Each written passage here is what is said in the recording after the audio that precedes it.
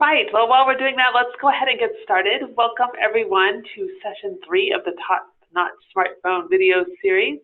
I'm really excited to join this. I've missed the first 2 of this particular series, but I've been able to join another series that Chris and Steve have done, and I've actually gone through this process and we have developed a video here. So I'm excited to see how you guys are all doing, the videos that you're making for the newborn screening community, and continue to learn from Chris and Steve. I have found that every time I listen to them talk, oh, that's another new trick that I can apply.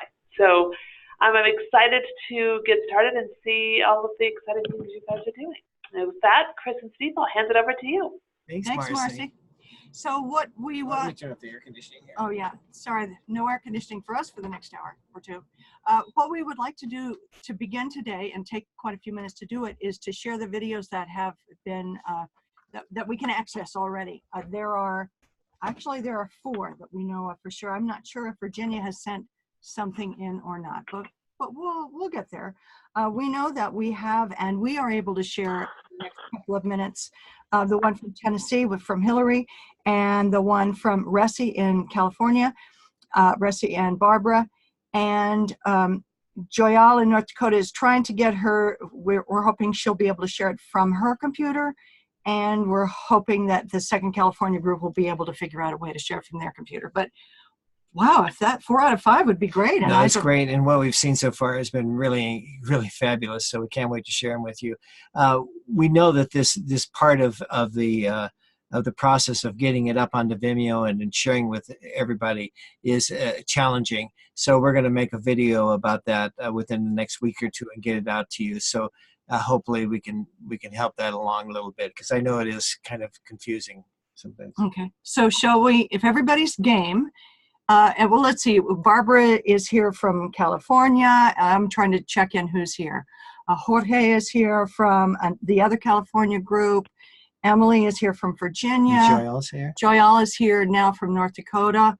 Wow, that's great. Everybody can be here today. And we hope that there'll be a couple more who'll be able to join us along the way. So what we're going to do is, Barbara, do you have something you want to jump in and say? I just saw your name come up, and I was looking away, so I'm not sure. Oh, no, no, not really. No, Ressie and I are here, and we hope you like the video. Oh my gosh! Just kind of like opening night, isn't it? Yeah, opening. It's actually Christmas morning is what it's like. So which one do you want to show first, Steve? Okay, let's start with the one. I'm not sure who this is. This is Ressie and Barbara. Okay. This is the California.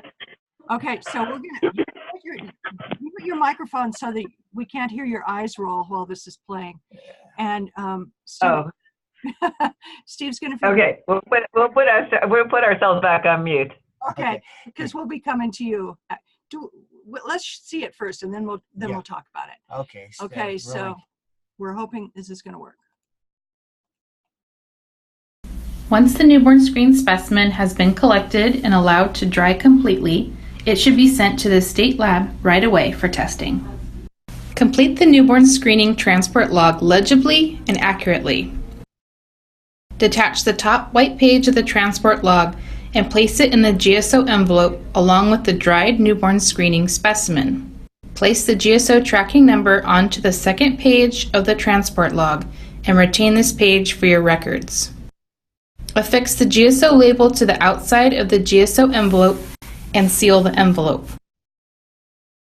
Contact the GSO courier for specimen pickup. Log on to the online specimen tracking system to verify that the state lab received the specimen. Wow. And we say wow. Yeah. Oh, we say totally wow for a single person video that we never saw, but that's okay. It was a single person talking. That was terrific. I mean, and also feel it's so clear. I know what to do now. If I had to do that, I would be able to reference that and say, okay, that's what I need to do. Whoops. Sorry, the next video we don't want to see. So we have, when Steve can get to our PowerPoint again, here's the way that we want to do feedback, talking about your pieces and feedback. And we have just a couple of slides that we want to show that help you know what to say. What we would like you to address is what worked well and what was most challenging and absolutely what was most fun, and maybe what would you do differently next time. We also want to say that when it comes to feedback, and this is probably unnecessary to say, but we will, to be respectful, assume good intentions, start with something positive. Often we'll say, if this was my video, I might do something differently. And what did you learn from the video? But let's start with Jesse and Barbara. And let's go back to that slide so you can have that for a reference and tell us about your process. Okay, I'll start out by saying that, our original idea was collection. And it's not just collection, but it's collection, shipment, and then checking to see that the specimen was received. So that, when we started to write the script, it was way more than a minute. And not only that, Jorge, we haven't had a chance to have a discussion with Northern California folks, but there is a really, really nice video that's been done by NewSTEPs related to the midwives. And we thought, oh, I don't know, that's only just been approved by HRSA. And so maybe we don't want to duplicate that.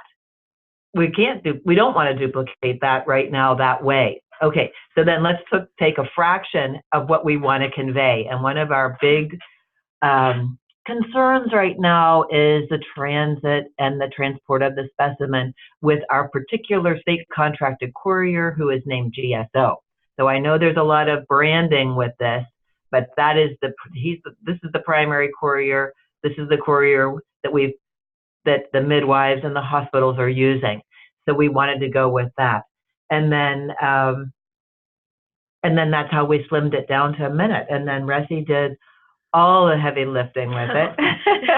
And one of our coordinators, Heather Horta, did not want to be the person in the video, but she was agreeable to be the voice in the video. And we thought, well, that's okay too, because it's not really about a person in a person's space. It's really about the actual activity and the physicality of completing this form and putting it in the envelope. And I know it seems really basic, but these are the things that we have problems with. Well, and so there we go. Sure, that's a great reason to do that.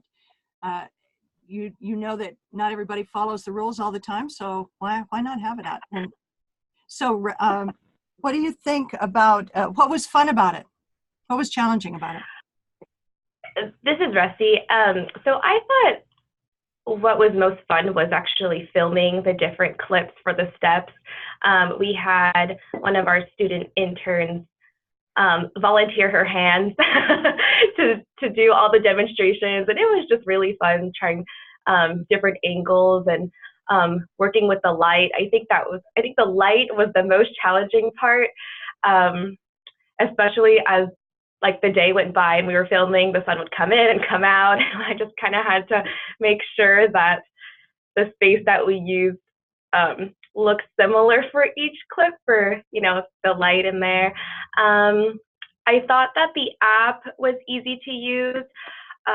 There were certain effects or certain things that I wanted to use in the video that either I couldn't find or maybe it just wasn't an option, such as like zooming into a photo or like if I wanted to highlight something on a photo that I posted and like zoom in and then move around on the photo. I'm not sure if that was an option, or putting arrows or just kind of like different shapes and stuff like that. But then overall, it was easy to use. It took me a little bit to organize my layers, but then I think it looks good. I'm happy with how this first one turned out.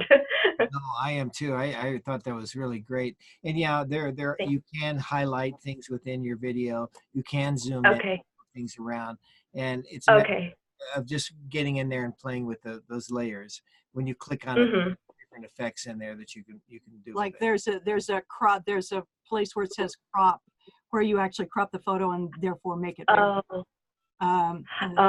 Things like that. Yeah, and you're cropping the video instead of a photo. And you actually did have a little zoom in there when you go into the label, which I thought that was. I think you must have done that in the camera, but that was yes. that was really great. I also thought see, if you said the light was changing all the time, it really came out very You consistent. worked hard at getting that right. Right. Yeah. Did you use a gimbal or a tripod?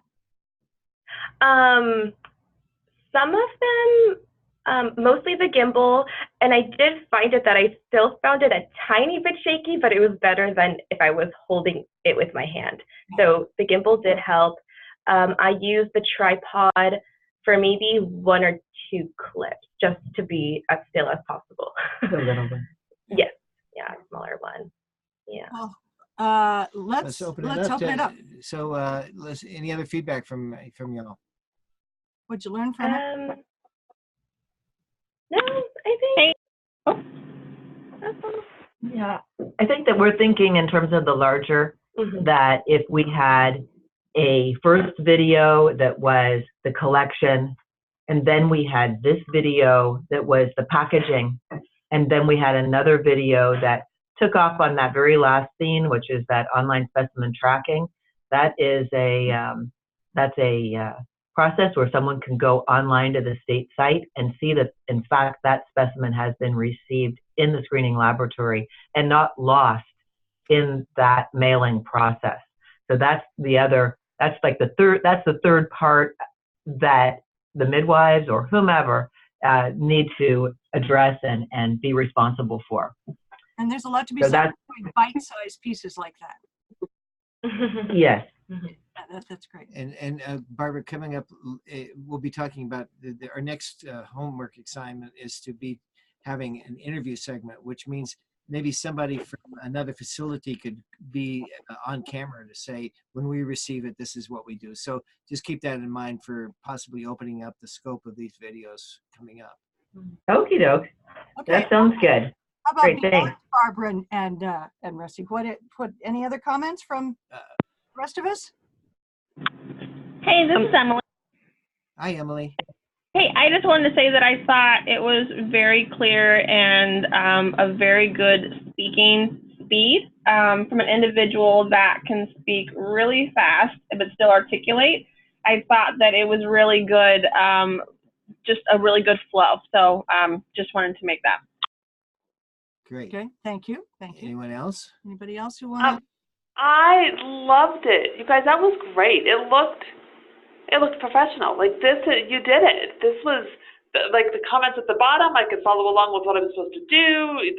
The voice was good. The shots were good. It was clear and it was short. So that's something that I would want to watch and go, okay, I just need to learn how to do this. I need the refresher, and you could go in and do it like that, and it was professionally done. I mean, this was, having done this before and having seen what others have done, this was great. Not that the others weren't great, right? But this was just, I think, an example of what we can do with our iPhones. And I would love to know how much time you dedicated to this, because it's something to say, let's pay a videographer to do this, but you guys could do this. And if the procedure changes slightly, you could maybe go back and tweak it a little or edit the words. But it kind of empowers you to be able to do it, to get that message out and to train people in a 1-minute clip. So nicely done. Yeah. California. Thank you. Thank you. All right. Anyone else? Okay, let's move on to the one from Tennessee. That's the one that says Hillary on it, Steve, for your reference point. And we'll play this one. And Joyelle, we'll talk to you about playing yours from your computer a little bit later. Hopefully it'll work. Before we go on, I just want to make one quick comment about the small type, the lower third. Sometimes they were hard to read when it was on a white background, and that you can put a background behind the words. You can make a layer that has sort of a little dark place, so little that box. a little box, so that the words can stand out. So that might help. Okay. Oh, that's good. Thank you. Good point. Thank you. Okay. Okay, now we're going to find, we really are going to find this next video, when that doesn't look like it. This is it. This is tap dancing. What parents, oh, this, okay, so stand by for this to work from Here we our go. end. Ready? Here we go. 13 years ago, I gave birth to my first daughter, Ashley. At that time, I cannot recall anybody talking to me about newborn screening. That includes my prenatal providers, hospital staff, or my baby's pediatrician. I'm sure she had the test done at the hospital, but I honestly don't remember. At that point of exhaustion, I didn't know what to expect or what questions to ask. Has your doctor talked to you about newborn screening? The state of Tennessee newborn screening consists of 3 separate tests. The first one is a dried blood spot to test for rare childhood metabolic disorders. The second is hearing screen test for hearing loss.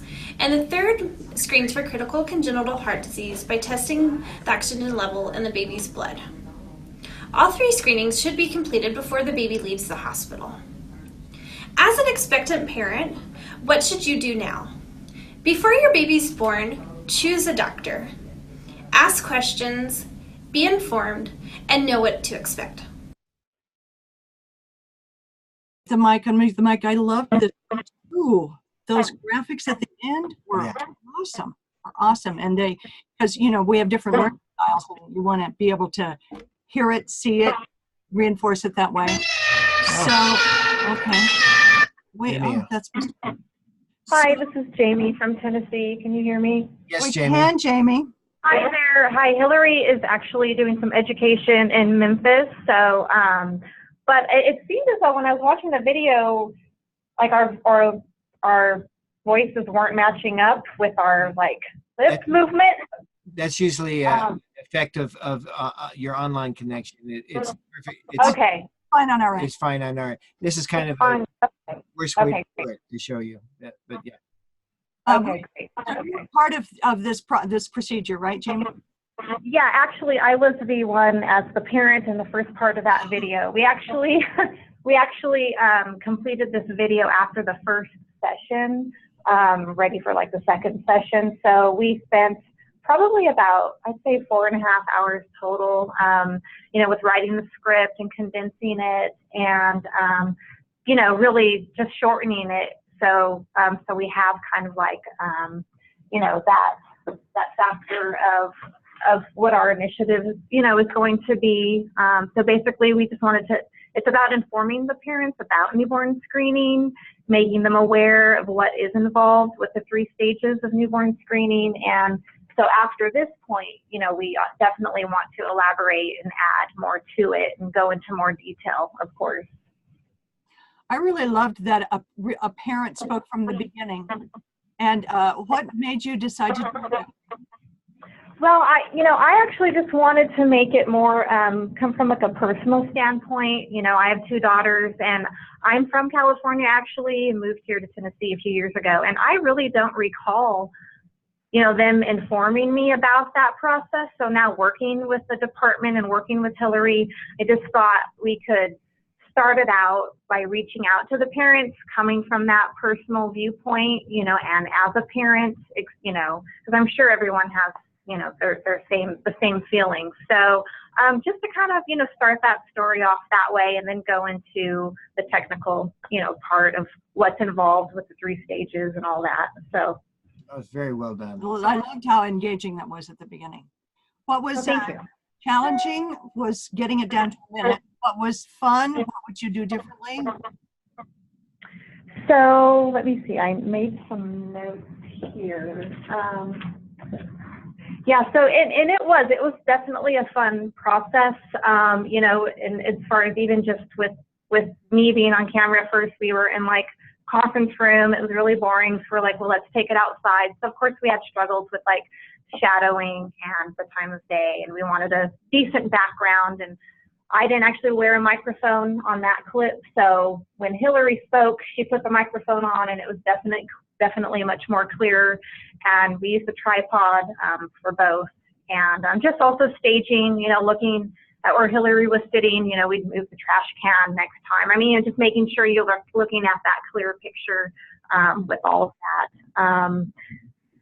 Let's see here. So, I mean, those are definitely things, we would look for, and also for the next one, just build on the story. But it was definitely, we had a great time, and she did a lot of the editing, and then, kind of worked with it, in between getting our other jobs done. So it was quite the process, but it was fun once we got it, and once we figured out how to do something and add a layer, it was fun at that point, and seeing the end result.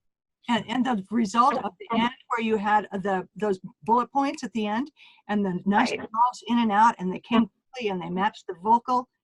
That was great. Yeah, I think that we all in business, and we learn to use PowerPoint, and we know how to do sort of bills, and we're all, as an audience, kind of used to that sort of presentation. So use your PowerPoint skills and apply them to how you see your video. Build on your words. So that's really great. Let's open it up to other people. Any other comments? I loved it. I thought that was so great, Tennessee. Like the way it transitioned from the parent story that was so touching into the facts. And it grounded it, and the way you, like Chris said, the way you put in the bullets and you could read along as you were talking, and it gave us all of the information. Really, really nicely done. I think you did a great job. One thing I want to know from all of you, as maybe another question to ask Chris as you're going through, is how much time did it take? How long was this process to create those videos? Yeah, thank you. And for us, it was total about 4.5 hours, I would say. I think most of it was, a lot of it was like writing the script and then condensing that. But shooting actually didn't take long. I think more of it ended up being also at the end when we were editing everything. So that was ours. Emily, I noticed your name came up. Did you want to say something? Yeah, I actually was just gonna, compliment again. I thought that the bulletin that came with the speaking was just a really good reiteration that fell in line, and I thought it was just a really kind of a smooth transition that kind of went from a personal perspective into just the specifics about what you're trying to emphasize. So I thought it was very well done.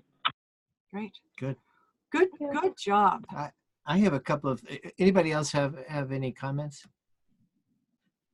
I have a comment that Jorge. I think it's really, really good. I was wondering if you could show it one more time. Sure. I think that there's so much to learn, and from hearing from the comments and that sort of thing, that it would be really helpful to see it again for us with the people in it. Okay. So we're now or later, whatever works is fine. We can do it right now. We have time. We'll do it now. And think about how she sits in the first, and how the first shot is framed. Okay, great. Thank you. 13 years ago, I gave birth to my first daughter, Ashley. At that time, I cannot recall anybody talking to me about newborn screening. That includes my prenatal providers, hospital staff, or my baby's pediatrician. I'm sure she had the test done at the hospital, but I honestly don't remember.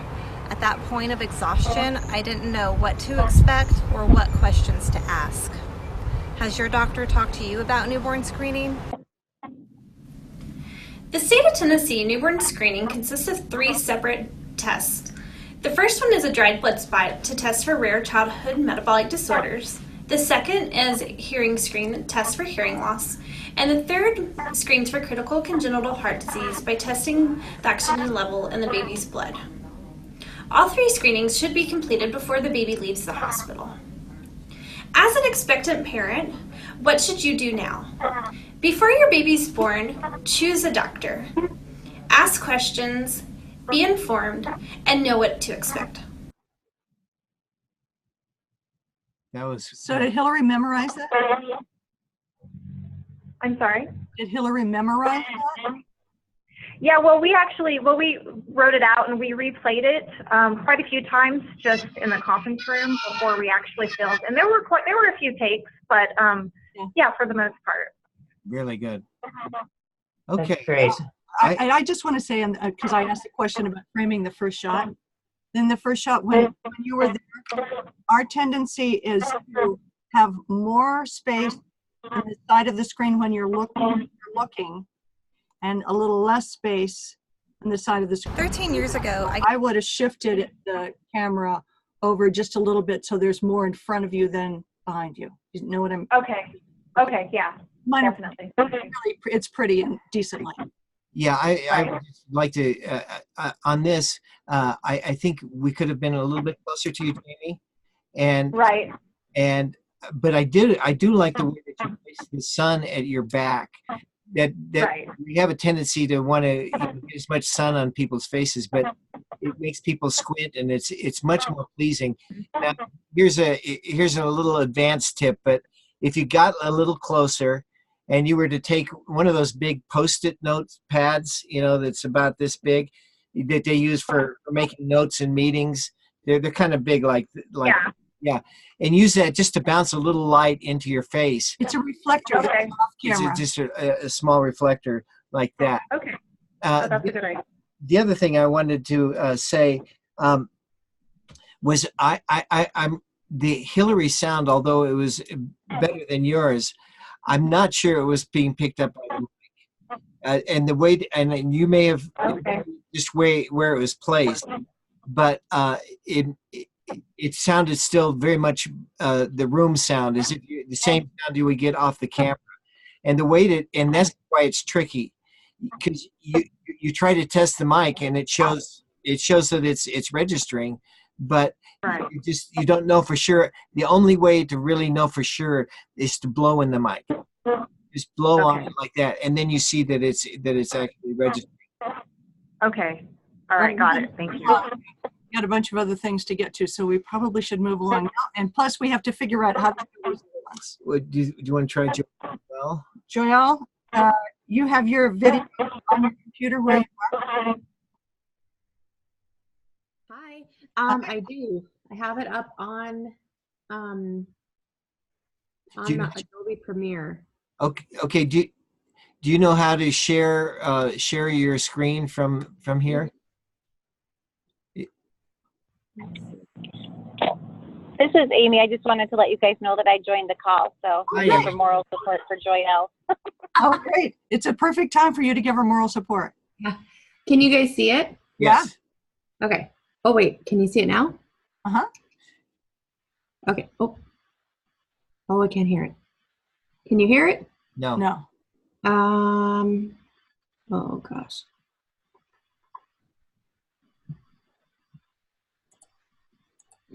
Go out and restart it again.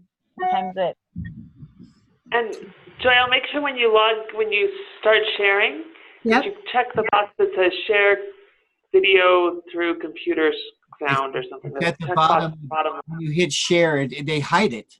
When you hit share at the bottom. Oh, share computer sound. Yeah, it says yeah. And then okay, I missed that.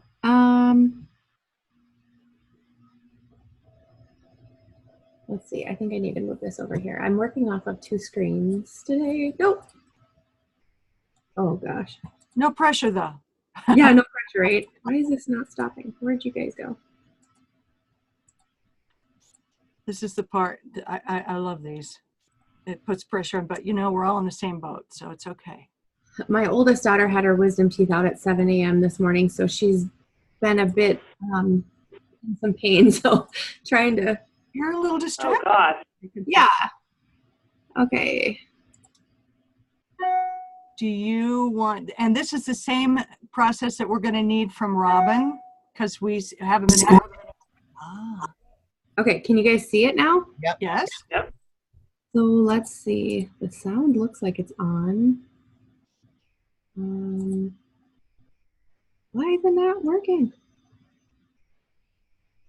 Well, it looks gorgeous. Oh. Yeah, you look up. Amy, are you? Yep, I'm here. Are you? I don't know if there's something I should click because this is a sound button. When you went to the share page, did you click the share computer? Yep. Let's see. Are you sharing? I wonder if I need to do the Adobe Premiere element. Should I try that? Yeah, try sharing that. I don't know if that's gonna. Can you guys see anything? Yeah, I can see it. Try playing it. We see that same screen. You do? Okay. Just a disclaimer, Joelle and I are in no way, shape, or form techie gadget people at all. There's 0% techie gadget people in either one of us. So do you think I need to mute my microphone on the, You know, I think what we should do is Maybe. should we move on? Yeah. Shall we try to get it on Vimeo? Yeah, can you send it to us or email? Have you tried putting it up on Vimeo, Joelle? yeah, so that's the problem is that when, I'm gonna get out of here. There we go. When I tried to do that, it doesn't come up with an option for me to send it through Vimeo. Can you guys see it now? Yeah. Well, what I would do is export it. You're in Premiere, right? Yep. And so I go to export, but there's no Vimeo option here. Just do quick export and export it to your computer someplace. Okay, and then just email it to you? Or no, then find out where you export it to on your computer, and then upload that to Vimeo. Okay. I love that it's called Hot Mess Take 2. That would be Amy. That is fantastic. Yeah, we I don't even know. You guys are awesome. So try that. Try exporting it out of Premiere onto your desktop or something where you know what it is, and then upload that. Do you have a Vimeo account? I do not. So that's where I think we need to. Yeah. We kind of ran out of time for this, to be honest. There were some other things. We're in the process of writing a grant and have other things going on. So it just was like. Why don't we put it on this table here, and I'll help you troubleshoot this afterwards. We'll send it out and make sure that everybody has a chance to look at it. Okay. After today.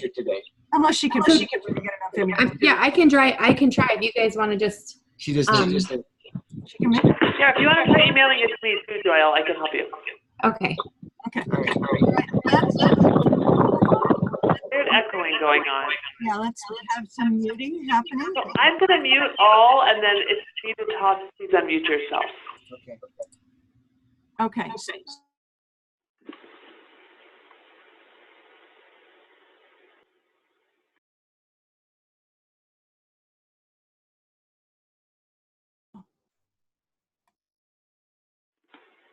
Chris and Steve, I unmuted you guys. Okay. Thank you. So who wants to try this lovely process next? Would that be Jorge and Robin? Or I don't know if you guys have anything in Virginia. Jorge and Robin, what's your status? Have you been able to get this on Vimeo and, or can, Robin, do you have it on your computer? I thought I saw R. Thomas before. Did you notice that, Marcy? There she is. Robin, looks like she's here.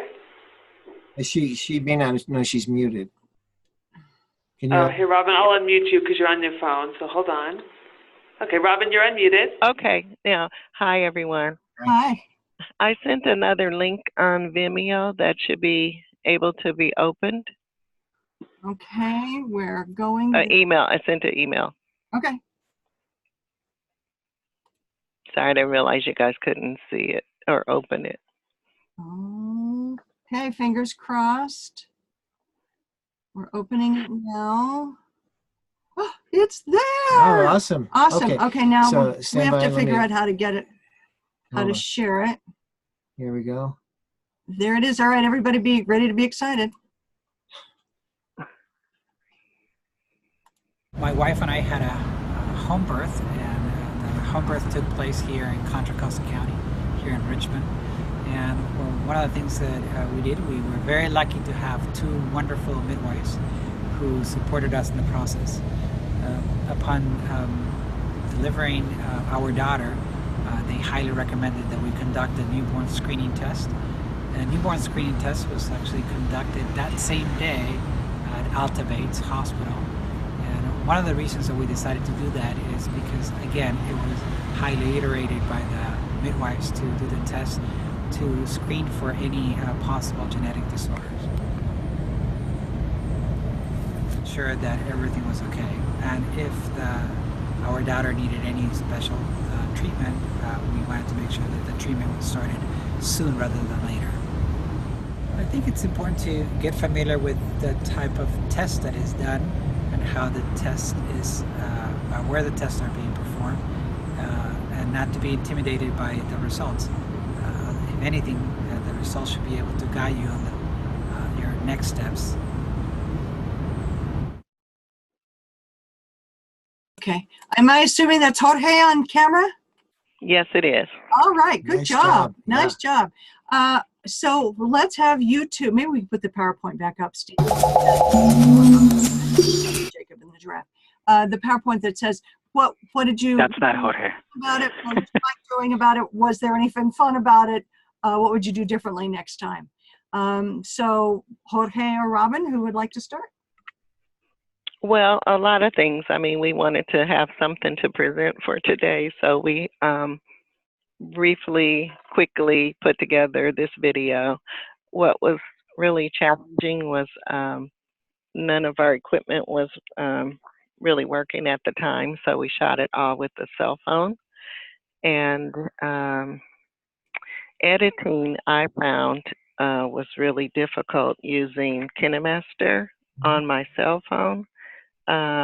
You could edit the bigger clips, but when it got to smaller pieces of a segment that you wanted to delete or whatever, it wouldn't, I couldn't get it to, maybe I just don't know KineMaster that much, but I couldn't get it to take out little segments, so I ended up having to upload it and use iMovie to make some edits.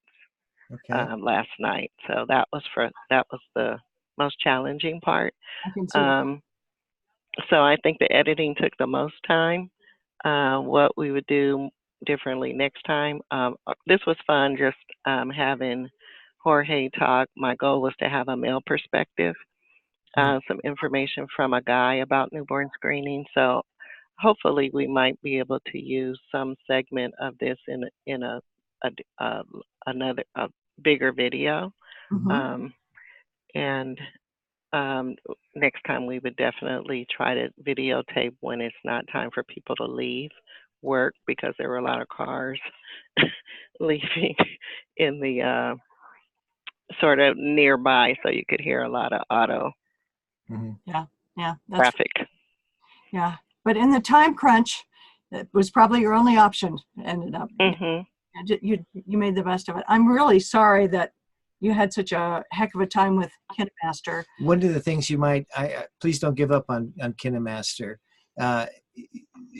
Being able to do it all in your phone really can be a big time saver. I know it didn't feel like it with this thing, but in order to, I don't know if you were aware that by actually using your fingers to spread the timeline apart, you can actually get down to single frames, just like you can on iMovie.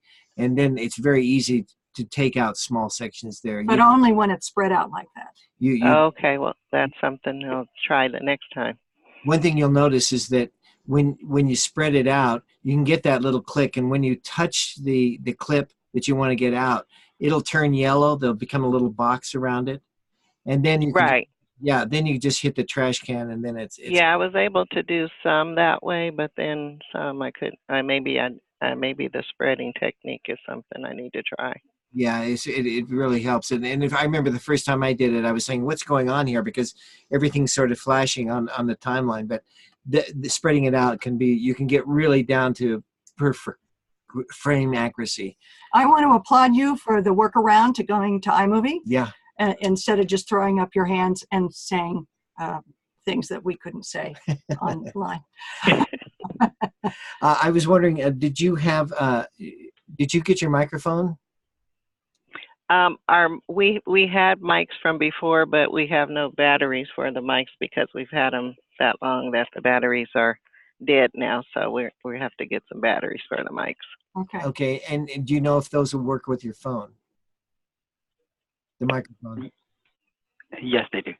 Okay, that's awesome. Yeah, that would, I think that was the hardest thing for me to really be able to hear Jorge, and especially to have a lavalier mic so that it's close enough, and all that traffic noise, although it's still going to be there, would be far diminished. So that's go with that. You had a heck of a time, didn't you? Batteries on the dang microphone didn't work. Traffic. Right. You pulled it out though. Well, I would like to just give a possible way to when you're editing in those clips, he had some good pieces in there, and so I know that you used a dissolve in between. Here's another thing you might consider. For instance, there he had a section coming up about testing. So if you were to go to a full page graphic just on black with it saying, and then I had to worry about testing or whatever it would be, a full page with a few words that would act as kind of a transition in between those clips, that would help not only introduce the topic, but it helps in that transitions. Yeah. That's great. Okay. All right. Let's open it up to other. I don't know. Jorge, you didn't say much. Do you want to say anything?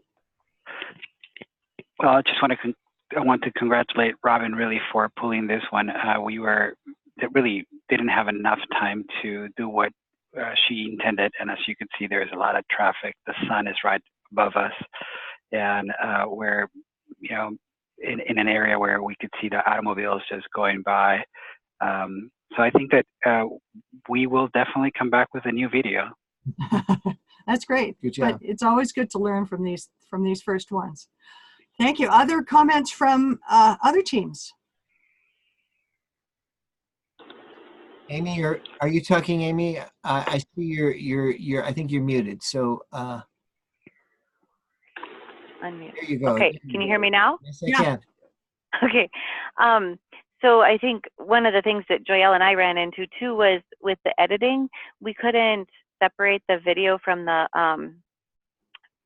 audio, and so we couldn't put those still pictures in into the video.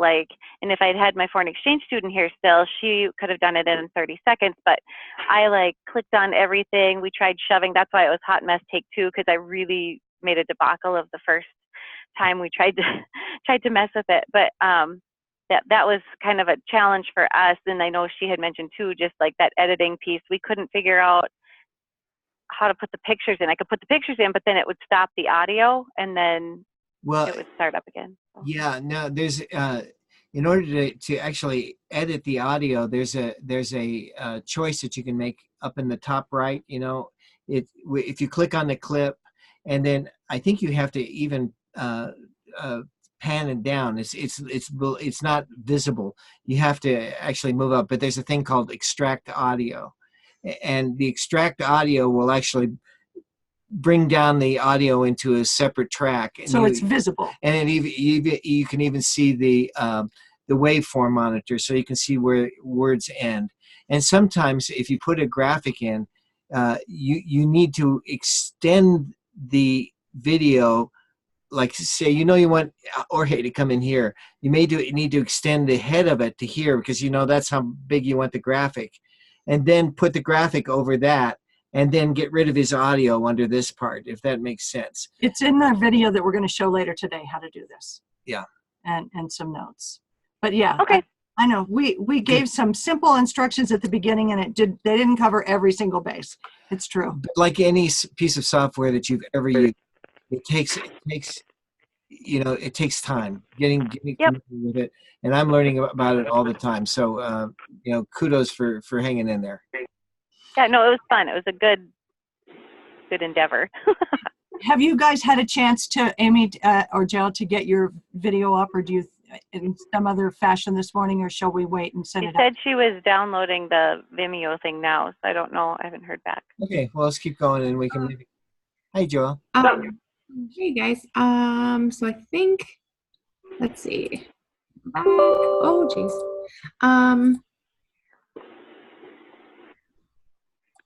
So I think I have it on the Vimeo now. How do I send that to you? Okay, in Vimeo, there's a kind of a picture of a paper airplane that says share.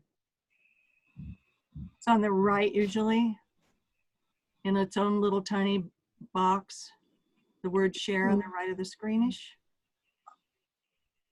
I have manage videos, watch, features, stock, upgrade. Oh, so did you upload it to Vimeo? It says upload complete, go to video. Okay, so go to video. Okay. Now, when you go to the video, there should be on the picture there. Are these little circles going around? Yep, it says waiting in line. Your video will start converting So it has soon. they process it in some way. Did that mean it just stopped? Yeah. So once it gets up in the Vimeo, they process it. I have no idea what they're doing, but it's some sort of Vimeo magic. But as soon as the picture gets up there, you'll see like a picture of a little paper airplane that says share. That's where you click on it and then just send it to our email. It'll give you a video link. Okay. And you email it to us. All right. Okay. All right. To be continued. I know you guys are all just dying to see this video. So. We are. Well, this is the anticipation is just great. See, and I wasn't supposed to be on the video the whole time. We were going to have still pictures and not my face. So. Well, you can still keep working on it. But, all right. All right. Let's ask Emily. Did you guys have an opportunity to get something in the can, as they say? I don't. She's muted here. Can we unmute Emily? You are unmuted for. I think. Yeah. You are. I think Marcy and I are playing unmute game. Okay. Can you hear me now? Yes. Hey, so we did not get a chance to make a video. We just received all of our equipment yesterday, and we were able to, last time we had not defined a project yet, so we're actually going to make a video regarding shipping of a sample type for CMV testing, which is going to be a new disorder that we're here going to take on in Virginia. And so we've been able to define what our project is going to be. We've obtained the package insert from the kit so that we can kind of read over ourselves to know what our script needs to be. But we've run into some difficulties of a use of a phone with security and accounts for a phone. So that's our last piece we're trying to resolve. But we're hoping to get that done and get you guys a video shortly. Okay. That would be awesome. That'd be awesome. Great. All right, then I think what we're going to do is Joelle, you can chat to us when you think you've got it up and you've sent us a link. How about that? And we'll jump into the didactic portion of our program. We're going to didact? We're going to didact. And we're going to talk about the next opportunity for you to up your skills in video. So if everybody could be muted, I think only Tennessee and Robin are unmuted. We're gonna dive in, okay? So we're gonna do, the next one is an interview-based video, which really expands your horizons tremendously. One of the benefits of doing an interview-based video is that actually it usually feels a little friendlier and more at ease because you're taking pieces of conversations and putting together your video as opposed to something directly to the camera. And often you'll interview a couple of people, so that it potentially gives you some nice variety in approach, in language. Sometimes somebody's going to be a blatherer, and sometimes somebody is not going to want to say very much, so you're covered if you have problem people, and you just have different ways of addressing the same issue, and it becomes really much more full kind of piece. So we are going to show you first a little interview video that we did with Yvonne, another person at Marcy's partner in crime, about CI and about CPHI, and as soon as we can find it. And these were interviews that were done with our phone, and it's a finished product, and then we'll kind of back explain it. Here we go. We help public health programs and in a couple different ways. So if a program is having a hard time knowing how they're doing, we can help them get data. If they have data but they don't really know how to read it, or in one case, like how to let other people know what they do, we can help them with that. So we can help with the visualization, we can come up with tricks for messaging to kind of get it out in a way that's interesting to people. So we're not marketers ourselves, but we all love data. And we love quantitative data, we love qualitative data, and so just kind of helping people gather that to then tell their story, or again, like look at it to tell their story.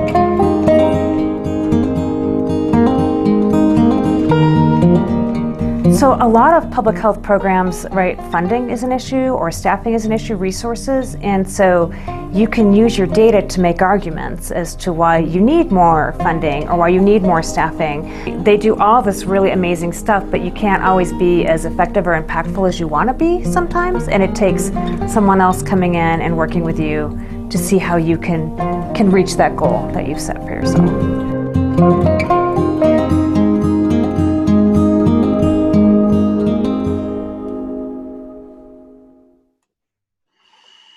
Good. Okay, so that's an example. Granted, we've been doing this a little bit longer than you have, but that's an example of how you can take a cell phone video. And so obviously there's a lot more elements we're talking about here today.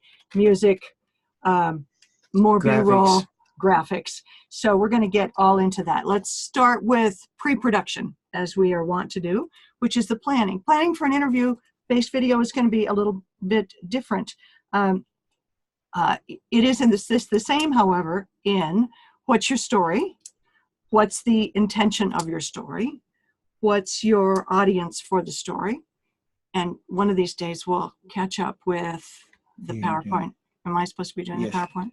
Okay. Sorry. What's the story? What's your intention with the story? Who's the audience? These are things you guys all did really well when you were doing your very first single person video. So in planning your story, again, you're going to probably have 2 or 3 main points that you want the story to make. You want to have an engaging, attention-getting intro so that people keep watching. You want to also have a call to action at the end. It doesn't have to be go out and buy a product. It can be, we hope that you'll call the legislature about this piece of legislation, or we hope that you'll stand up for us when we support us when we go to the legislature for more funding for couriers. Or, you know, we hope you'll watch our next video. We hope you'll consider having newborn screening if you're a midwife, or performing newborn screening if you're a midwife. And I'm going to try to get back here. Then after you think about these things for planning your story, then you're going to write the questions that you're going to use in the interview process. Here's something that is just basic to doing interviews. As an old reporter, the 5 W's are everything to me, and you probably know them too. Who, what, when, where, why, and how. Open-ended questions are the name of the game in an interview, because if you ask a yes or no question, try me. Did you appreciate having newborn screening? Yes. Okay. That's not a helpful answer for the interview. Well, your default position is to say why, or what made you think so, or what made you make the decision. But it's a jolt when you're doing an interview and you ask a yes or no question, and that's all you get. So you're going to answer mostly with what, why, and how. Those are mostly going to be the questions that you're going to ask. Who's going to tell your story is a very important piece of choosing an interview subject. There are some people who just know their stuff as well as anybody could ever know their stuff, but they're either say they won't go on camera. We've actually run into people like that. They just won't do it, or they're super shy or introverted and they can't do it. So obviously you need to find somebody who's willing to put themselves out there. It's often good to have a couple of people who are knowledgeable and passionate about the subject. Knowledgeable is really good. Now, then you need to think about in the advance where you're going to do this and how you're going to schedule it. You probably, if you're like me, I'm one of those caregiving people that is worried about what everybody thinks about everything. And I want to say, oh, it's okay. It'll only take 10 minutes. Well, then if you say that and it takes 20 or 30 or 45, this is not a good situation for you to be in with this person for future relationships. So it's, you know, you want to overpromise and underpromise and overdeliver, however that saying goes. More time than your gut instinct. So if you know you're going to want to talk to them for about 10 minutes, tell them it's going to take about 30 minutes in all, because you want to get them there. You have to get the microphone on them. You have to get them comfortable. You have to ask a couple of warm-up questions. Just trust me, you need to say 20 or 30 minutes. Of course, you want to find a location that has decent light, that is quiet. Cars are probably not a good background for doing an interview. We often say a location that says something. Conference rooms really are our least favorite place to do an interview, even though they tend to be roomier than an office, but they're boring a lot of times. And if they're your only option, then you may need to dress the location a little bit. One thing we found about most conference rooms is they'll have a monitor in there. If you are stuck in a conference room and there's a monitor in there, see if you can at least put the logo of the organization up on the monitor just to give it some sort of production value. Yeah, or a plant. Although make sure the plant does not appear to be coming out of the top of the person's head. Yeah. So those are the things that you need to consider when you're finding your people to interview. And by the way, we'll hit Skype interviews a little later in this next section. So we're gonna show you another video. And oh yeah, this is a video we wrote that Steve did about how to set up an interview. Marcy and Yvonne are featured in this one yet again. It's video number 2. And we have a lot of things on our screen. Here we go. A powerful tool to help you get your story out is the ability to see and hear real people tell your story for you. There's nothing like a relaxed interview to get people talking about what they know best, themselves, their work, their passion. In this video, we're going to focus on the physical setup of a top-notch smartphone interview. As a camera person, you need to evaluate and choose your location with 2 things in mind: sound and light. The sound part is a little more intuitive. Choose a quiet location away from busy traffic areas and ringing phones and talking people. Now, light takes a little more planning. If you must depend on existing office lighting, remember our demonstration from an earlier video. Some places in every room are better suited for your interviewee than others. Try holding out your hand like this to see how overhead lighting might fall on a person's face. If you need to use an office with strong natural light, pick a place away from direct sunlight where the light is a little softer. The idea is to place the window to your back, to the rear of the camera. Visualize where your interviewer will sit and place the camera just off their shoulder. It's helpful to have someone sit in for you so you can find the best background, not too busy and not just a blank wall. As always, try to make the location part of your story.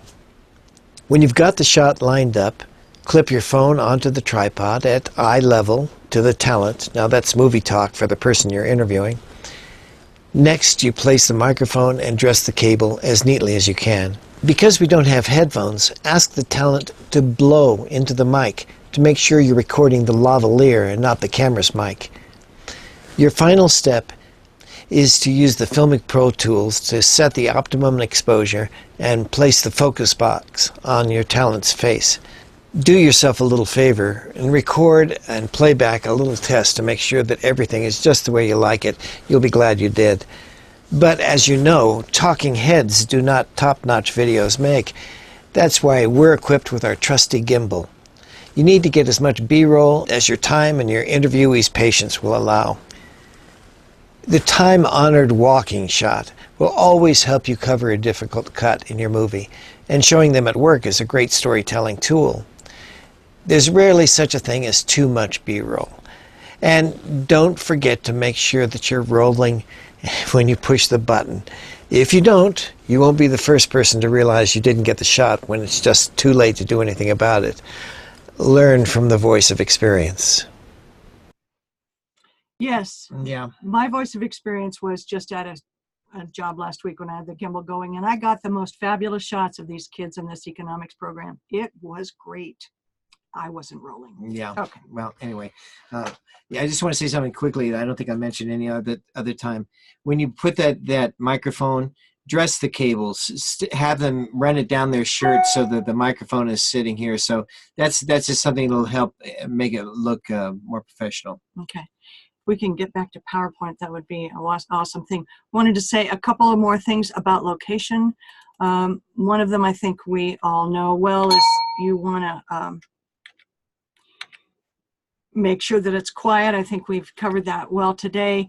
You can post a sign on the door that helps people not come barging in. What does the location say? We've gone over that. And declutter, tidy up.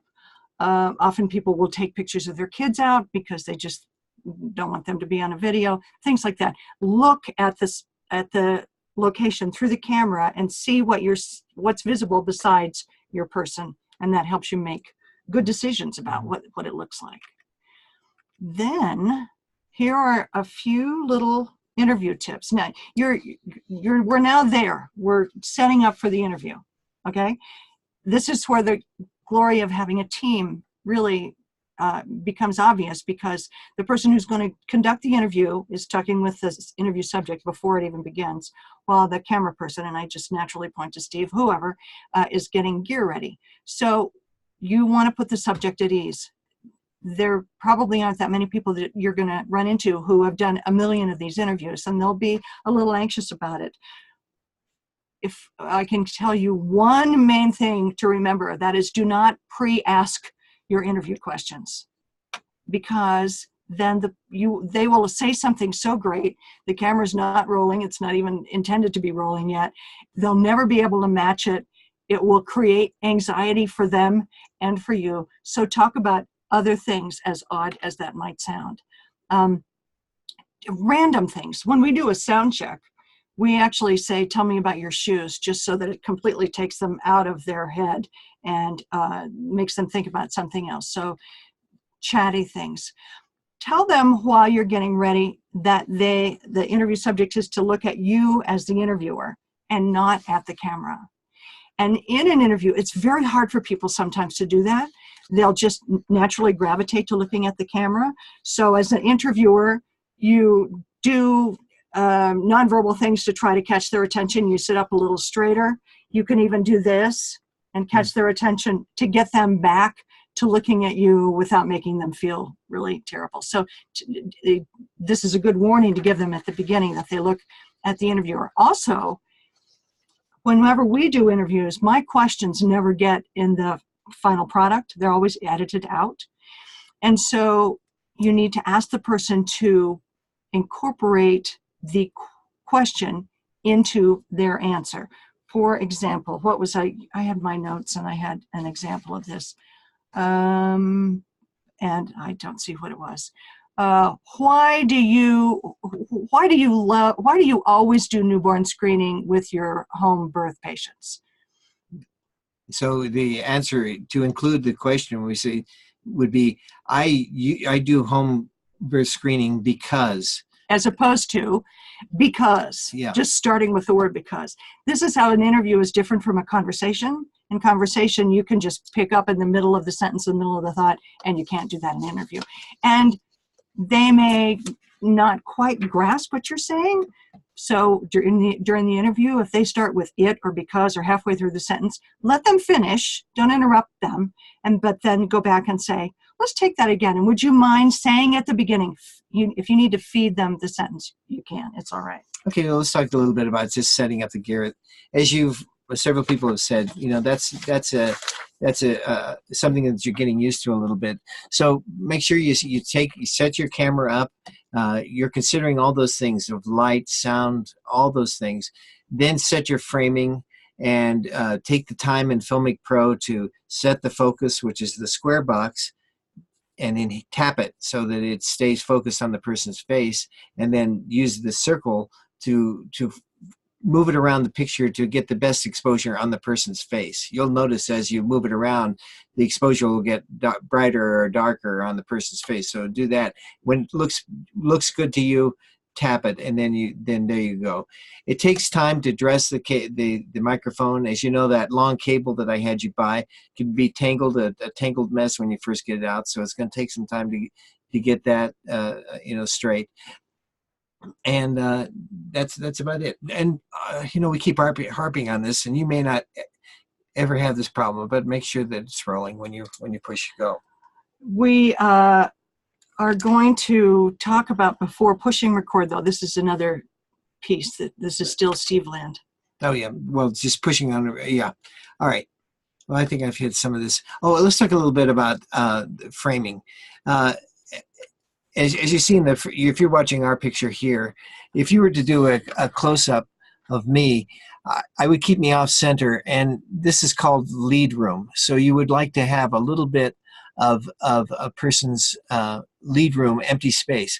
One thing that I kind of like to do is in the camera, there's a red light in the center, and so I would try to get the person's eye right on the center, so as opposed to their nose. Yeah, so it's a little bit off center, and again, check your headroom, which is basically the framing, a space above the head to the top of the frame.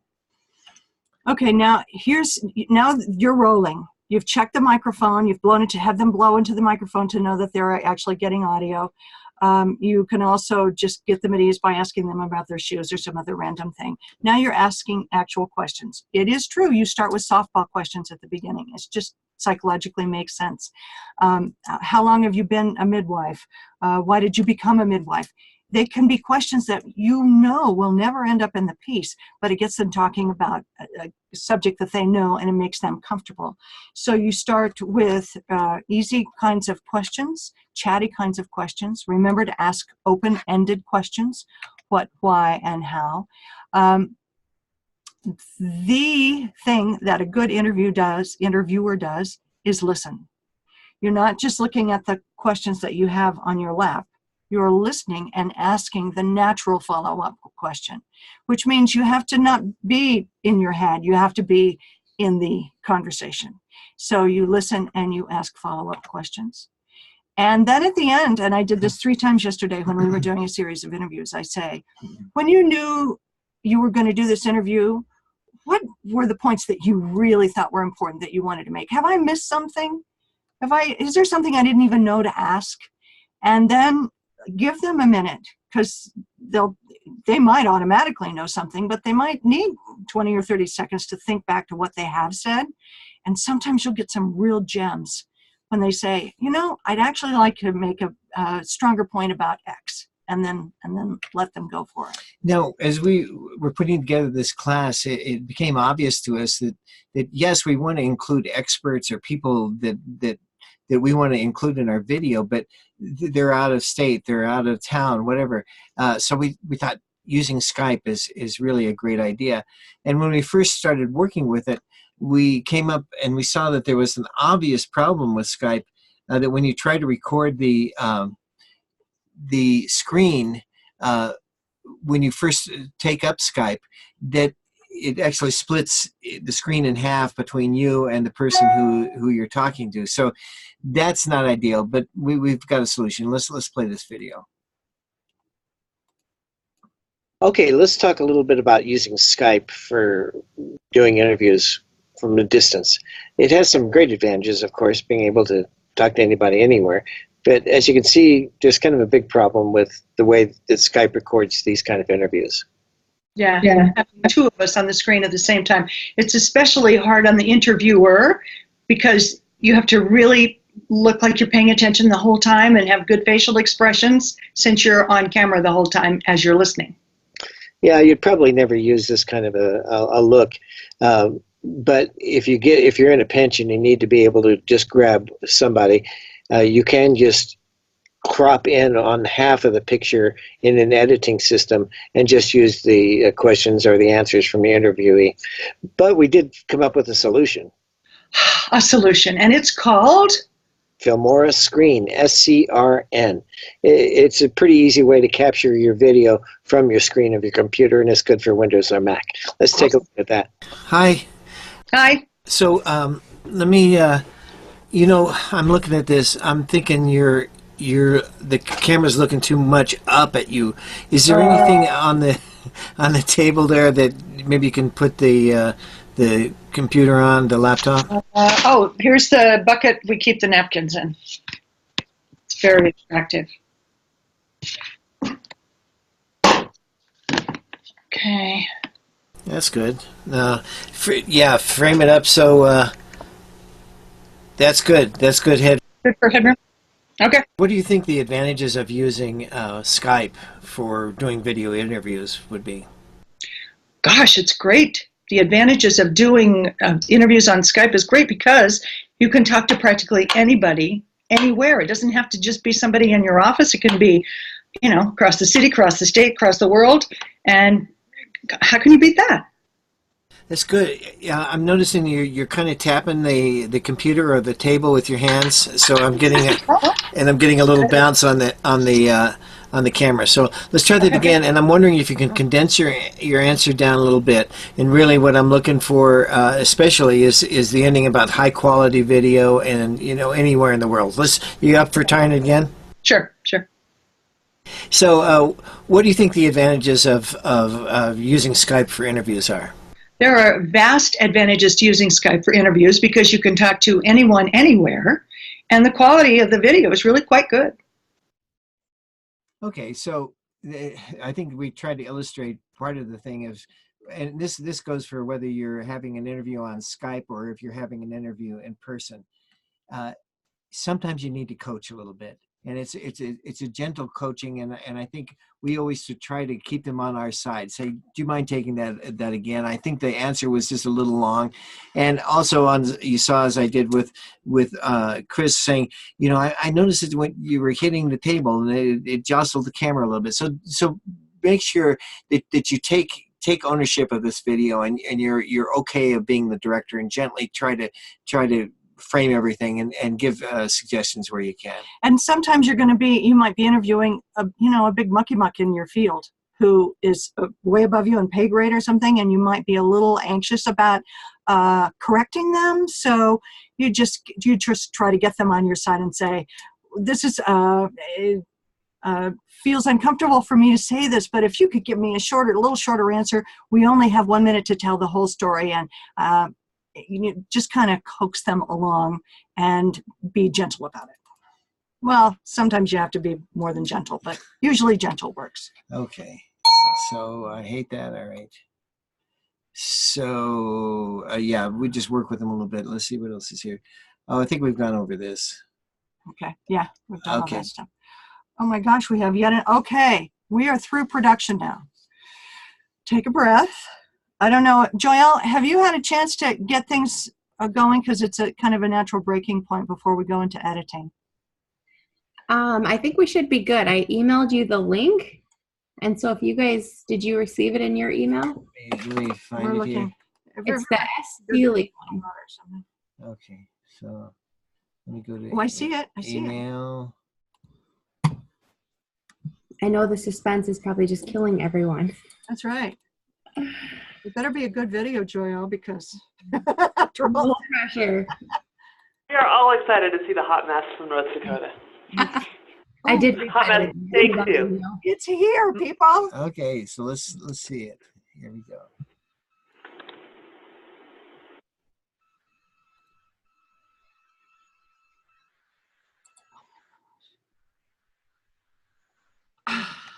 Oh no. There's no audio. Yeah. I was lip syncing the whole time. She didn't really have a lot to say, so we cut the audio out. Yeah. You just wanted to look at her. My 8-year-old told her that she should try smiling more. Great. Thank you. Hey, I appreciate you guys keep trying. I'm sorry, you guys. We'll send it out to everybody, so everybody will have a chance to see I wanted to say that the opening looks really good. Yeah. And you have a nice background.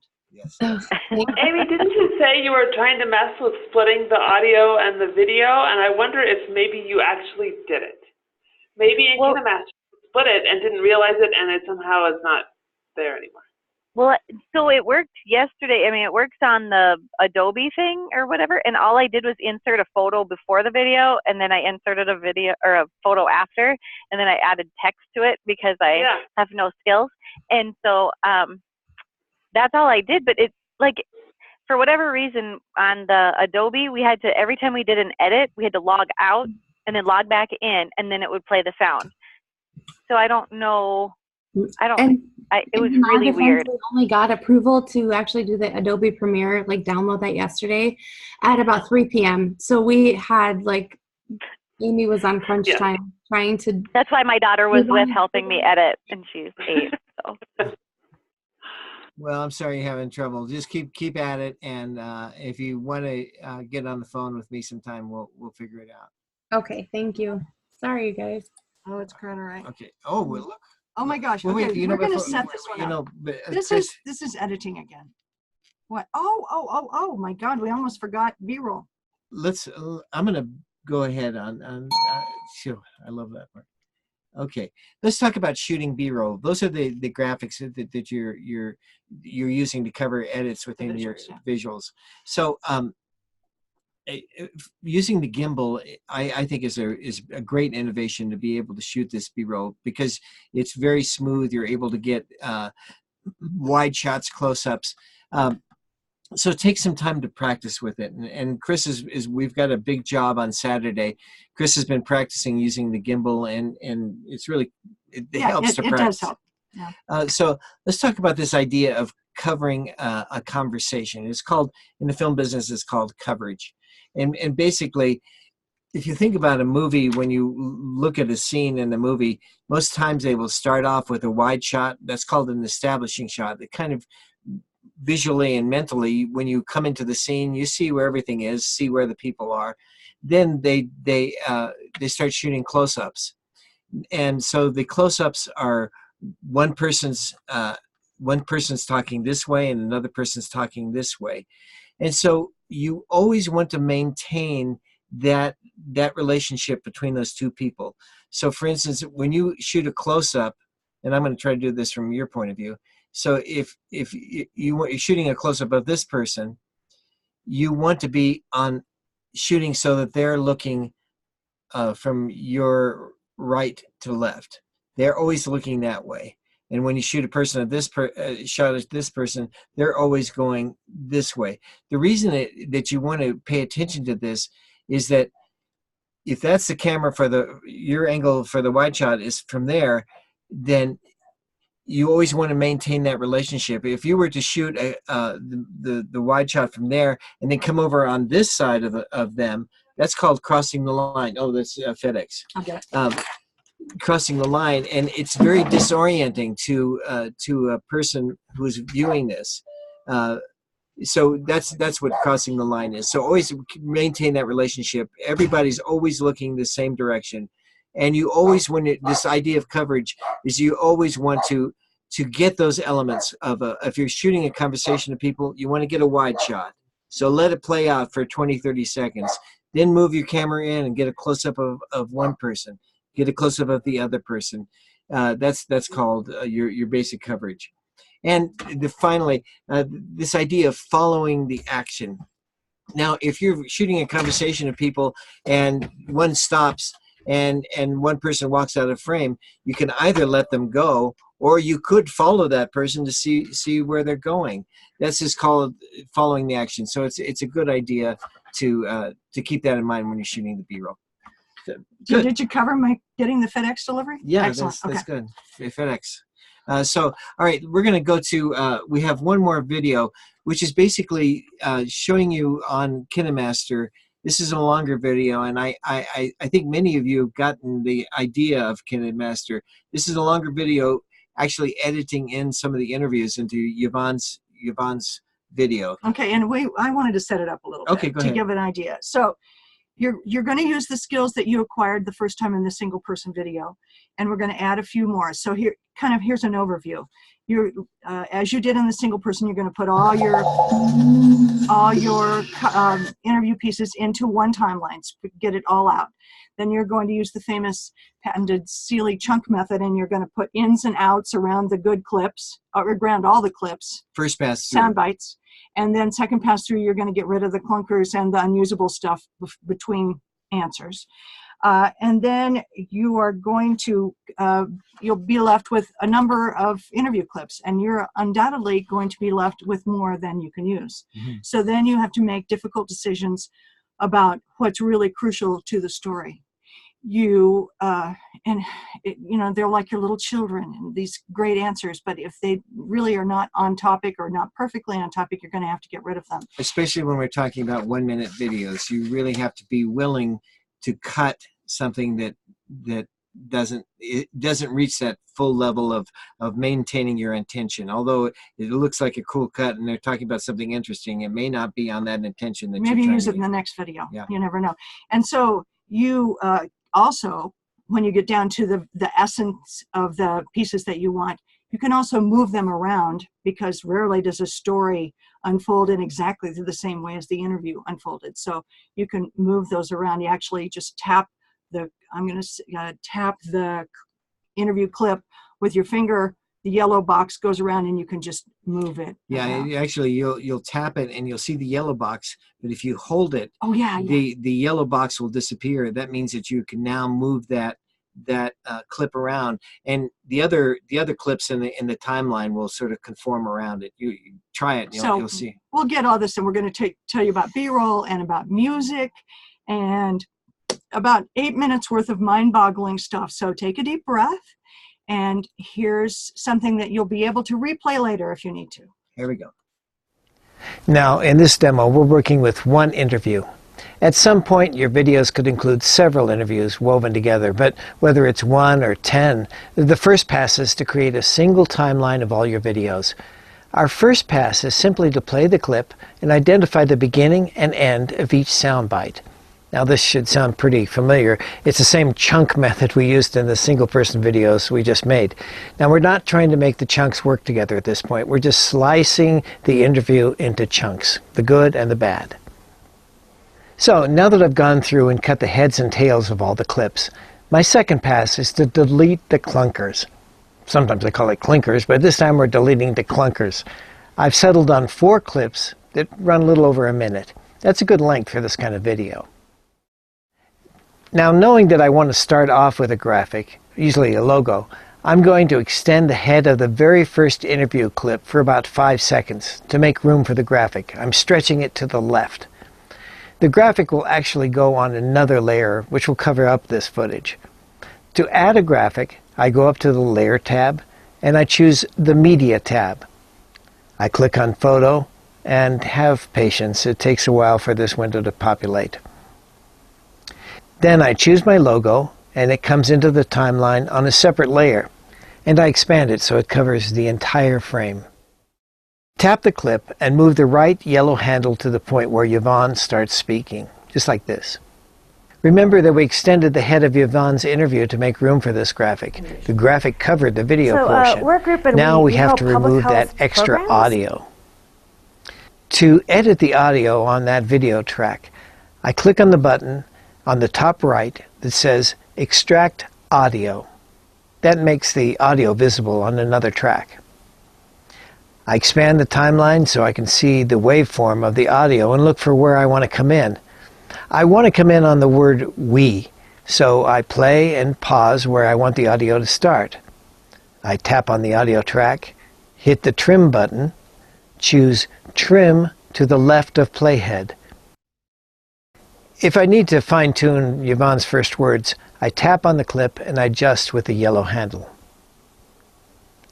The next step is to put a dissolve at the head of the entire piece by going to the gear icon in the left column there, clicking the Video tab and choosing Video Fade In, Start of Project. Hit the checkbox at the top right. That gives us a nice opening with a nice fade up. The next step I need to cover is this edit, using B-roll. Now, I know that I want to start before the edit. In other words, put B-roll before the edit, so I cover up that cut. So I play and I pause at that point. Then I click on the Layer tab, choose Media at the top, and click on Video. I find the video I'm looking for under the Recently Added tab, and I'm going to select the shot of Yvonne walking down the hall to her office. The clip appears in the timeline at the playhead.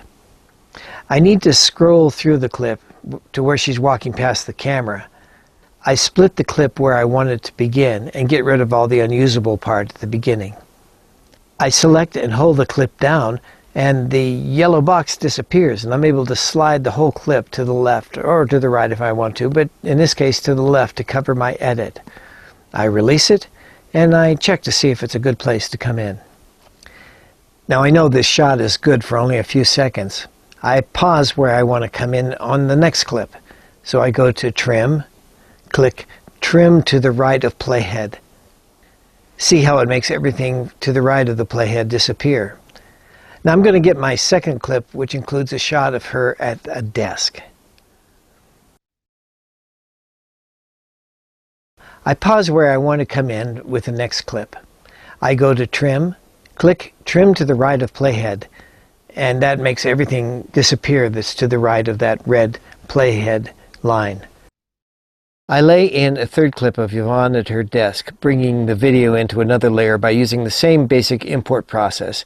And now I have 3 B-roll clips covering 2 edits in Yvonne's interview. I find it works best to put a dissolve between these B-roll clips. You do that by tapping the clip. The yellow border appears. In the top right window, hit Animation In and then Fade In. You do the same thing with the next clip. Select it, choose In Animation, and Fade In. Now I need to fade out of that and fade out of the final B-roll clip back into our interview. See how that works?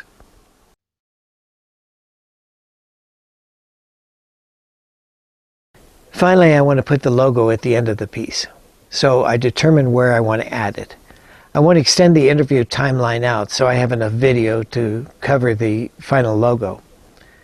Again, I'm going to select the main track, hit Trim, select Split, and insert Freeze Frame. Now this is a handy little tab here. This will add a freeze frame for a few seconds to give you enough space for the video to add a final graphic. I'm going to select Layer, Media tab, Photos, and I bring in the logo graphic. Now have patience, it takes a while for this window to populate. Go to Internal, select the graphic, expand it to fill the window, and I want to move this to cover the freeze frame to the very end of the video. I select In Animation and Fade, and we'll see how it looks. Looks good. Now collapse the timeline down so you can see the whole thing. I'm just squeezing it together there. Now there are 2 other things that I want to add. First is a lower third title for Yvonne, and finally music for the entire track. Let's go to the beginning of the video to see where we want to bring in her lower third. I think right about there. I'm going to create a lower third by going to Layer, click the Text tab, and type in her information. Size it, and then bring it over to the lower right corner of the screen. I choose In Animation, Fade, and Out Animation, Fade. Let's see how that looks. Looks good to me. Now the final step is to put in some music. Now go to the Audio tab on the top right and click Internal. I've downloaded these 3 free clips from YouTube and copied them into the KineMaster folder through my file transfer on iTunes. I know that I want to use the Fresh Fallen Snow MP3, and I select it and I hit the plus mark and the music goes into my timeline.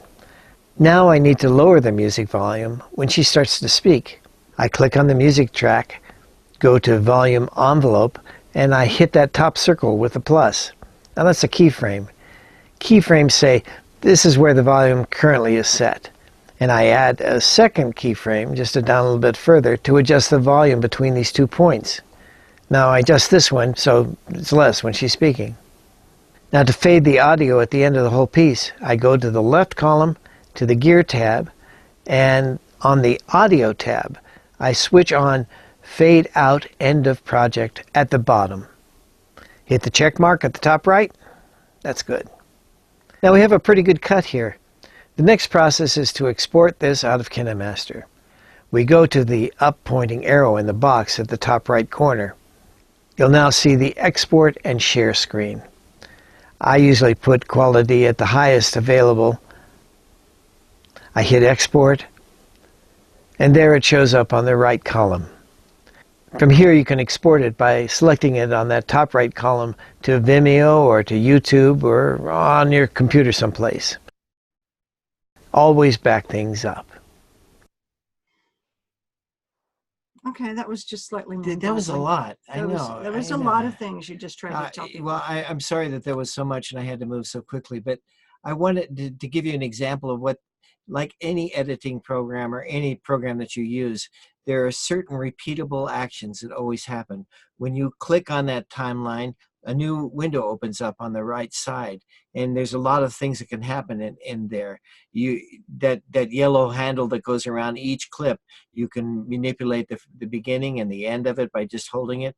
And if you tap the whole thing and the yellow clip goes away by holding it, you can move that anywhere in the timeline. I was just trying to hopefully give you a good idea of what the basic principles are, but like everything, it really comes with you playing it and getting a little bit familiar with it, and you'll start to feel more comfortable.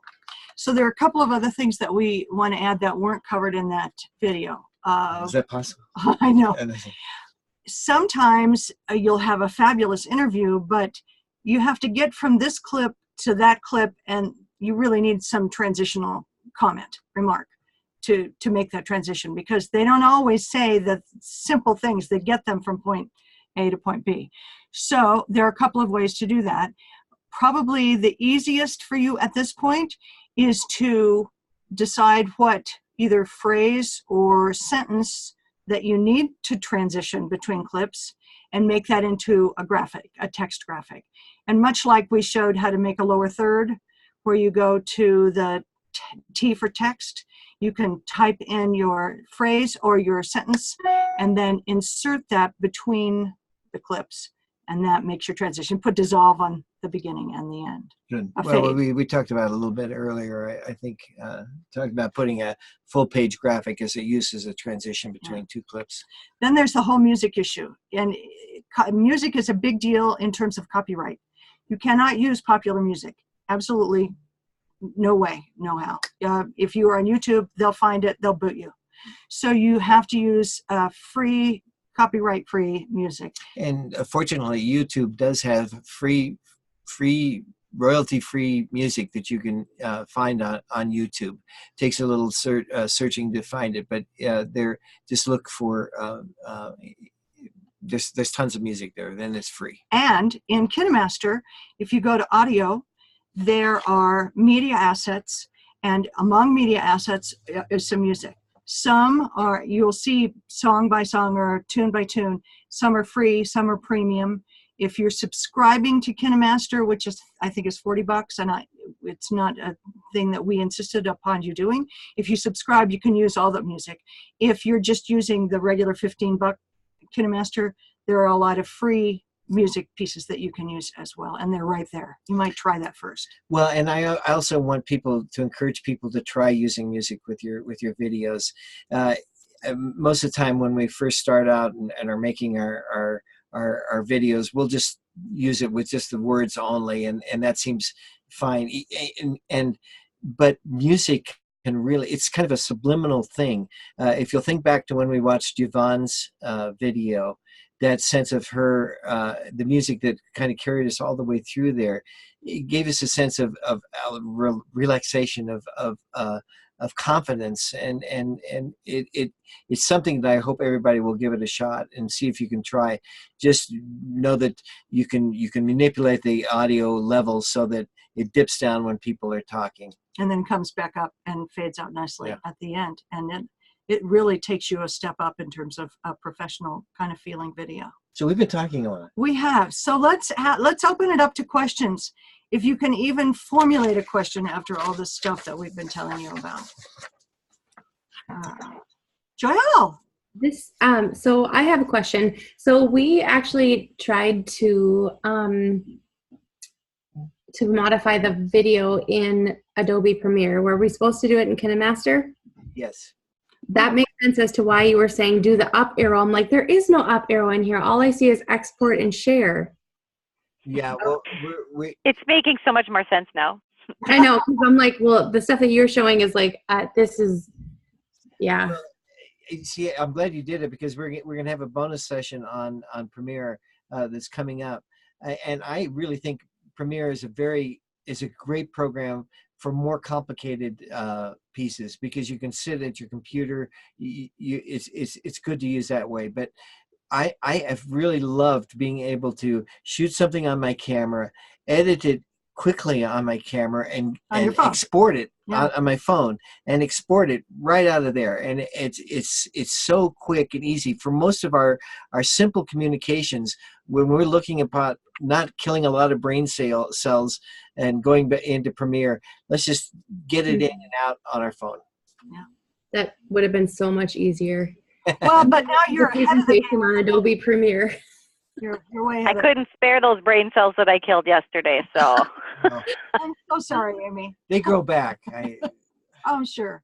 Well, that's another story. I don't know. I'm trying to get mine to grow back. Who else has a comment or a question, or just you want to pull your hair out and you need to say it out loud? Marcy, you're not a pull your hair out person. You want to? I'm not a pull my hair out person, but I will. Yvonne and I made a video the first time we ran this series, and it was really fun to do it on KineMaster, like to do the editing. Like we got in there, we edited, and it was fun to be able to do just what you showed, Steve. It was hard because what you showed on the big screen is much harder when you're doing it on your thumb, with your thumbs on the little screen. But you can do it, and you can zoom in, and it really was easy to do.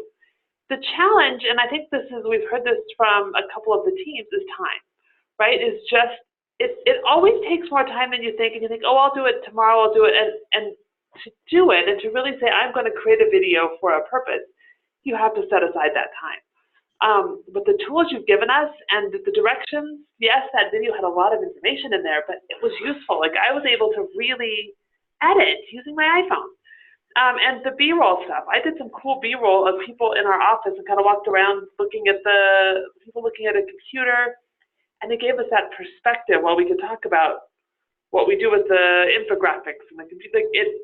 That B-roll idea and the gimbal, which isn't easy to use, it takes some practice, but once you've got it, it's kind of fun to be able to add that in.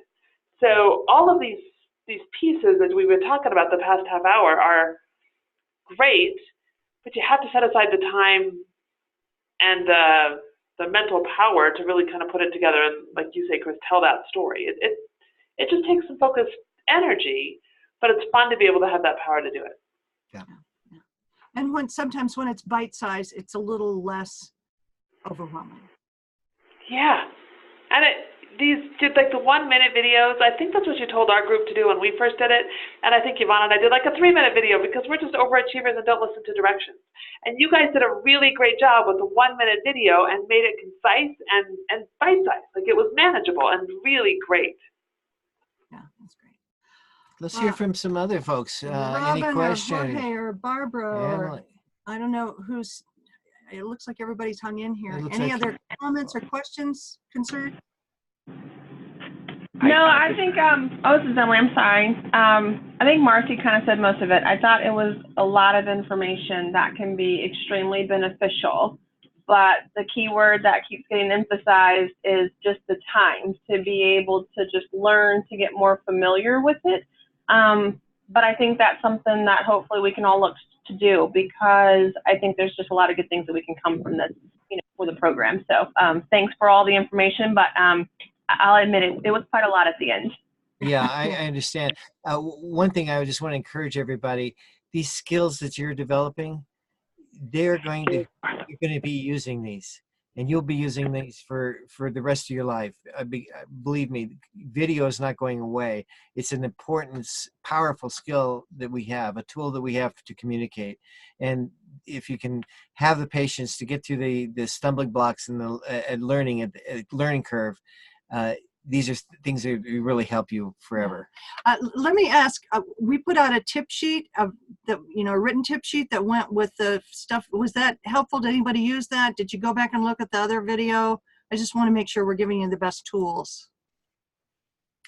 We did, and I went back to look at the tip sheet, and then I was still working in Adobe Premiere at that point. So I was like, where's the top arrow? So it just, it's just because of the lack of time. So, and not anything reflective of you guys. So. I haven't done the tip sheet for this video that we just showed you today, but I'll get it done in the next day. We just have to share that we have this incredible job that we have to do on Saturday that we've been working on all week, which is covering a 120-mile bike ride called the Triple Bypass in Colorado that goes over 3 mountain passes. And Steve gets to ride backwards on a motorcycle for 120 really looking miles. forward to that. Yeah, and I'm in a car and I'm running around and interviewing people. I just have to tell you the story. The guy that we're focusing on in this ride a year ago was in a horrible bike accident that broke his neck. I mean, between C5 and C6, it was completely dislocated. And they didn't think he'd walk again. And he has had this really essentially miraculous recovery. And he's riding in this race a year later after breaking his neck. And so this is it's an emotionally interesting, intense thing. So think good thoughts on Saturday as I'm riding backwards going on a motorcycle. Anyway. Okay. Sorry, we just had to vent a little because it's been a hard week. So I would like to hear from anybody else. Jorge or Emily or Tennessee. Question. This is Jorge. I really enjoyed the last video that you actually show us, and I think it'll be ideal if when you get back from your trip, if you could share that video with us. I think it would be very useful for us to try to insert some music to reduce the sound from cars. Yeah, right. It's another good benefit of using music is cover up ambient noise. Yeah, and also that you within KineMaster you can raise the level of your audio. I remember talking about yours in particular. You can raise it up a little bit.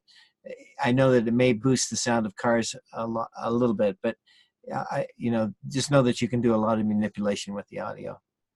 Will do. Thank you.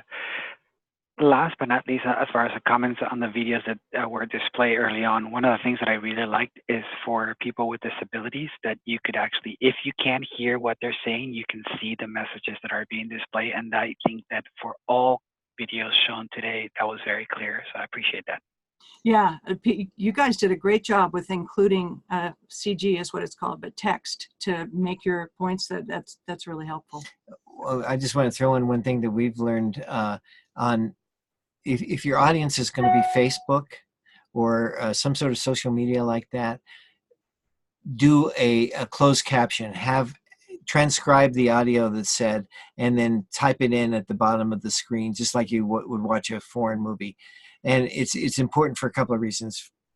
For those people with disabilities, but probably the main reason we think about it is that Facebook, for instance, your video will appear in a feed that goes by and is just, quickly, you have people decide within a second whether they're going to watch it or not.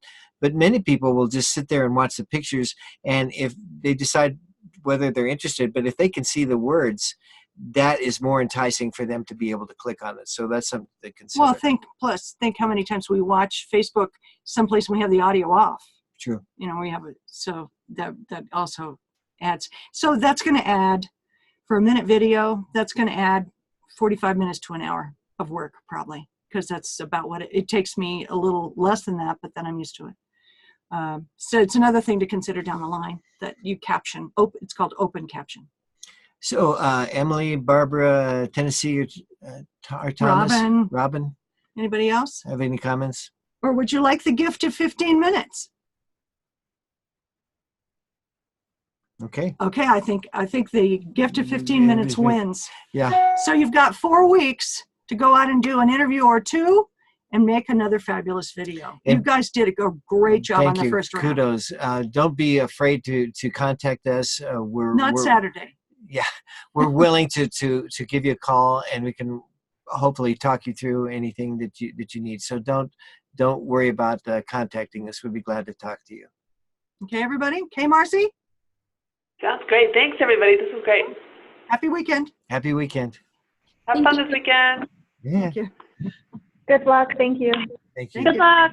Thank you. you. Bye-bye.